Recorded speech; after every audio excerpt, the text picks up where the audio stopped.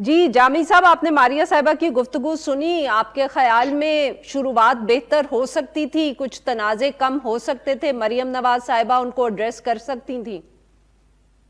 बहुत शुक्रिया अरफा जी।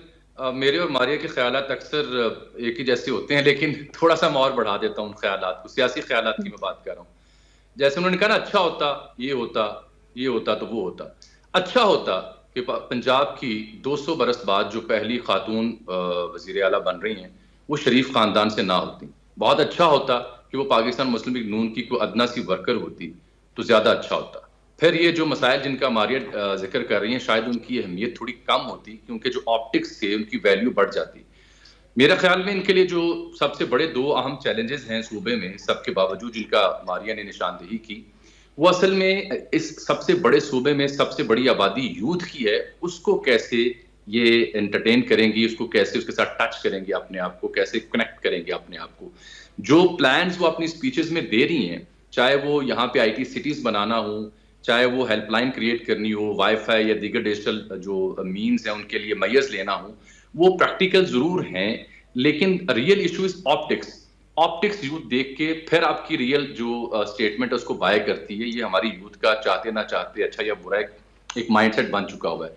ऑप्टिक्स में जब मुझे सुबह ये देखने को मिलेगा कि उज़मा कारदार उठी हैं, चाहे वो नाश्ता कर रही थी हलवा पूरी का, चाहे उनके हाथ पे घी लगा हुआ था, तो वे जो उन्होंने जो उनका हाथ पीछे झटका, ये वो ऑप्टिक्स हैं जिनके ऊपर बात लोग करेंगे, क्योंकि हमारी सोसाइटी चाहते ना चाहते ऑप्टिक्स पे ज्यादा गौर करती है। अच्छा होता कि वो उन्हें जरा तमीज से, तरीके से, सलीके से, प्यार से, मोहब्बत से कहती कि आप खाना खा लें, फिर उसके बाद मुझे गले मिल लीजिएगा। क्योंकि एन उसी फुटेज और वाक़े के बाद वही मरियम नवाज जो है वो अपने चचा हुजूर से बगलगीर भी हुई थी, उनसे प्यार ले रही थी, शफ़क़त ले रही थी।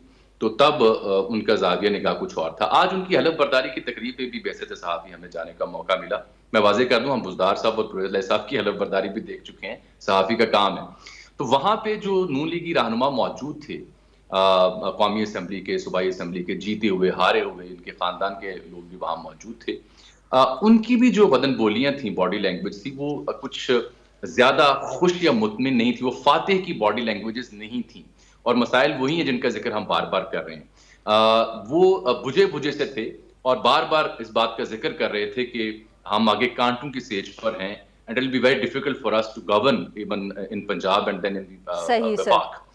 ये वो चैलेंजेस हैं जिनका जिक्र खुद लीगी रहनुमा आज हलफ बर्दारी की तकरीब के मौके पर कर रहे थे। मेरे लिए सबसे ज्यादा बड़ा चैलेंज जो मरियम को लगता है वो ये है कि पंजाब की यूथ से कैसे वो जुड़ती हैं, उनके लिए क्या पेश करती हैं, क्या बिल्कुल ठीक सर्विसेज सर। देती हैं और कैसे उनको अपने साथ जोड़ती हैं। अगर ये ना कर सकें तो आई डोंट थिंक सो कि he will be able to run for long.